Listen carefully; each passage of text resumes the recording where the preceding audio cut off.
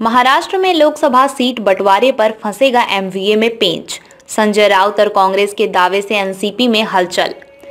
2024 में लोकसभा चुनाव होने हैं। सभी राजनीतिक दल, चाहे वे केंद्र में या राज्यों में सत्तारूढ़ हो या विपक्ष में हो, पूरी गंभीरता से तैयारी कर रहे हैं और हर कीमत पर जीत का लक्ष्य बना रहे हैं। महाराष्ट्र में विपक्षी महाविकास अघाड़ी एमवीए गठबंधन बीजेपी के खिलाफ तैयार हो रहा है। हालांकि एमवीए में शामिल तीनों दल उद्धव की शिवसेना, कांग्रेस और एनसीपी के बीच मनमुटाव की खबरें आ रही हैं। वहीं अजित पवार और शरद पवार के बीच गुपचुप मीटिंगों को लेकर भी सवाल खड़े हो रहे हैं। उद्धव ठाकरे की शिवसेना ने महाराष्ट्र की लोकसभा सीटों पर अपना दावा ठोक दिया है।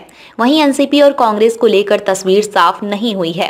विपक्ष की आलोचनाओं के बीच भाजपा के प्रदेश अध्यक्ष चंद्रशेखर बावनकुले ने पहले से ही सहयोगियों के साथ यहां 48 लोकसभा सीटों में से कम 45 सीटें हासिल करने का लक्ष्य निर्धारित किया है। दूसरी ओर वर्तमान लोकसभा में केवल एक सीट चंद्रपुर के साथ कांग्रेस जून 2022 और जुलाई 2023 में वर्टिकल विभाजन का सामना करने के बाद अत्यधिक कमजोर सहयोगियों एसएसयूबीटी और एनसीपी-एसपी के साथ 2024 की बड़ी दौड़ में शामिल हो रही है। भारी कमियों के बावजूद एमवीए पार्टियों एक मजबूत मोर्चा बनाने में कामयाब रहीं। कांग्रेस के प्रदेश अध्यक्ष नाना पटोले ने साहसपूर्वक एसएसयूबीटी और एनसीपी-एसपी के साथ कम से कम 35 सीटें जीतने का लक्ष्य रखा। कांग्रेस का 24 सीटों पर दावा। जल्द ही होने वाले महत्वपूर्ण सीट बंटवारे की बातचीत से पहले साझेदारों के आश्वासन को देखते हुए कुछ नेताओं ने स्वीकार कर लिया है कि कहना आसान है लेकिन करना आसान नहीं है। उदाहरण के लिए 48 सीटों में से कांग्रेस नेता 24 पर चुनाव लड़ने का दावा कर रहे हैं, जबकि एसएसयूबीटी सांसद संजय राउत 25 सीटों पर नजर गड़ाए हुए हैं।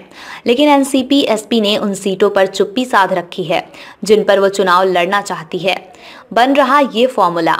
एसएसयूबीटी के एक नेता ने कहा कि अस्थायी फॉर्मूलों पर विचार किया जा रहा है, जैसे कांग्रेस को 18, एनसीपी-एसपी और एसएसयूबीटी को 15-15 सीटें या 3 शीर्ष साझेदारों को 16-16 सीटें या 15-15 सीटों के साथ छोटी पार्टियों के लिए 3 सीटें छोड़ी जाएंगी। हालांकि 5 राज्यों के विधानसभा चुनाव के हालिया नतीजों और इंडिया गठबंधन की बैठक के बाद, जिसमें साल के अंत या जनवरी 2024 की शुरुआत तक राष्ट्रीय स्तर पर सीट बंटवारे को अंतिम रूप देने का फैसला लिया गया, ऐसा लगता है कि एमवीए जमीनी हकीकत के प्रति सचेत हो गया है। अब भागीदार राज्य में सीटों की यथार्थवादी मांग प्राप्त करने योग्य लक्ष्य निर्धारित करने और एमवीए में छोटे कमजोर भागीदारों के प्रति समावेशी रवैया अपनाने की बात कर रहे हैं।